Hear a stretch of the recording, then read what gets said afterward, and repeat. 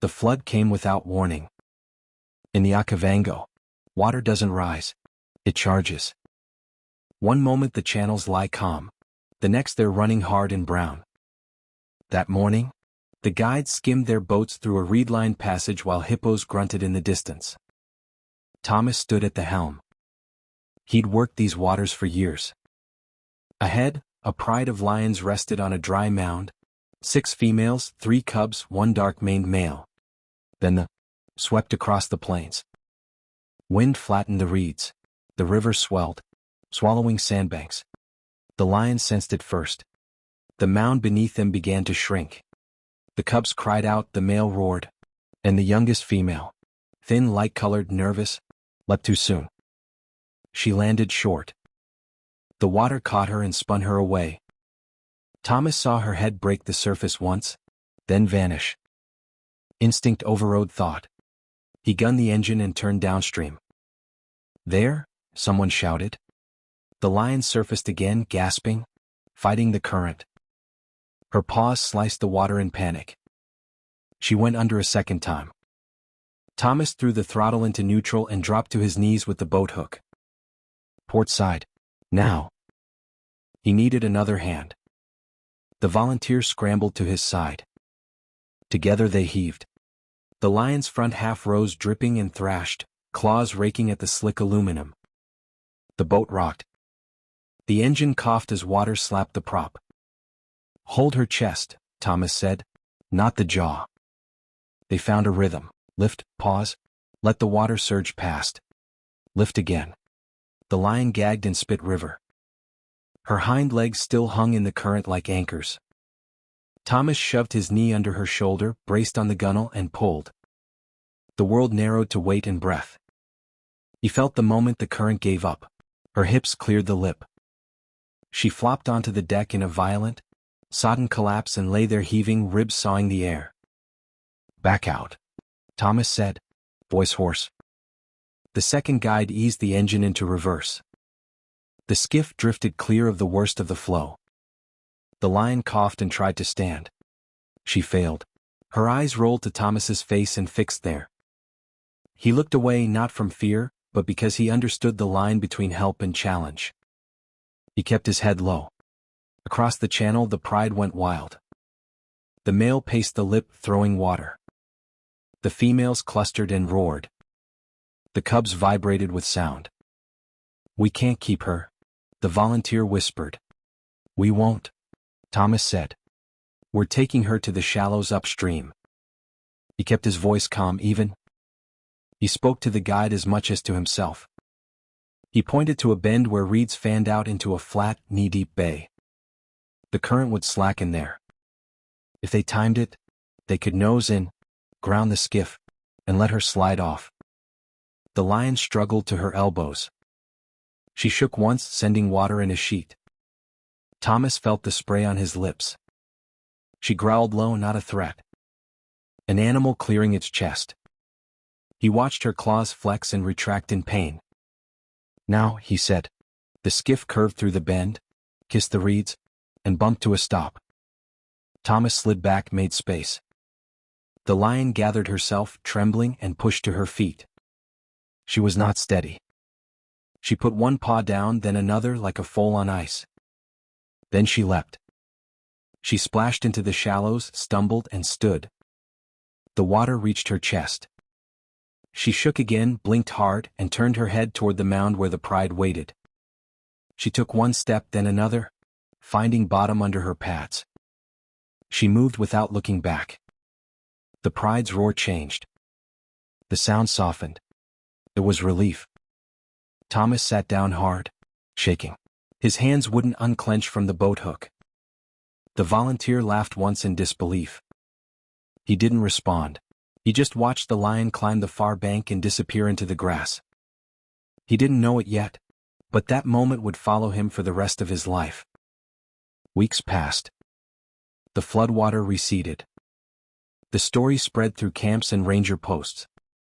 They called him reckless, lucky, a fool. Thomas said little.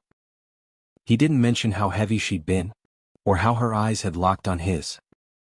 The lions vanished back into the delta, leaving only tracks that the rain erased. Months later, on a still afternoon, Thomas found the pride again. They were lounging on the edge of a plain. The same male, the same cubs, now nearly grown. He counted the females. 6 and one more. Lighter, slimmer, a faint seam of fur across her shoulder where the snare or the hook might have left a mark. She stood when the boat appeared. Same pride. A tourist whispered. Thomas nodded, cutting the engine.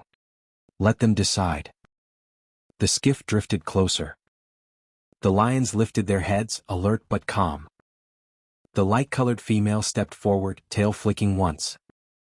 The others stayed behind her, watching. The air was hot, heavy with dragonflies. Thomas sat very still. She chuffed once. The sound was quiet, almost private. The cubs stirred. The male flicked his tail and settled.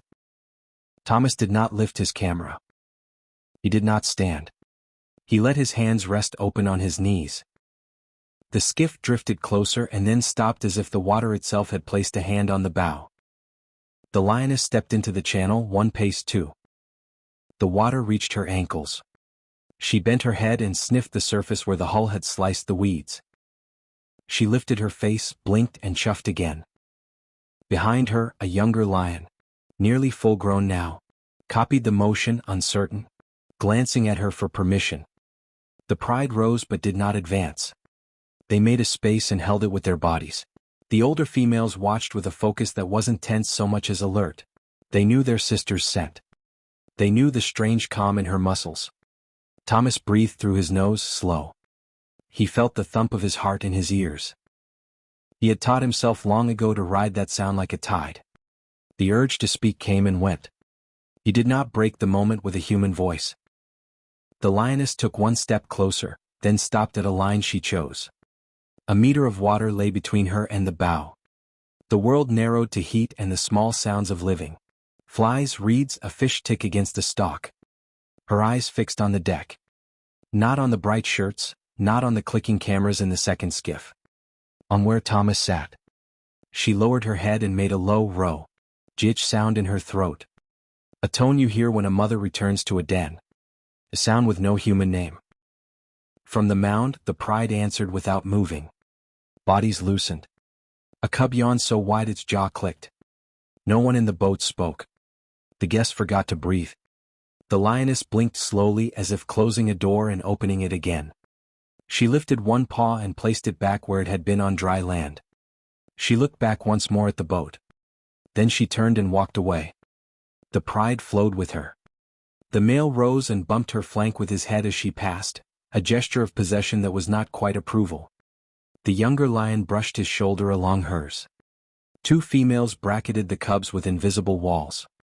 They climbed the slight rise and lay down again in a new pattern, a shifting of bodies that left the light-colored female at the edge nearest the water. She faced the skiff for a while, eyes half closed, the way a cat rests while watching something it knows it won't hunt. The second guide whispered, "Did you see that?" Thomas nodded. He did not look away. That night, back at camp, the guides replayed the footage. The chuff, the slow turn, the calm. No aggression, no fear, just a moment that felt older than language.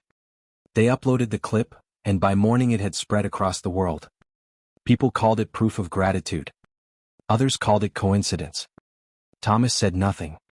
He knew the Delta had seen it all before. Mercy crossing between species, then fading like ripples on dark water.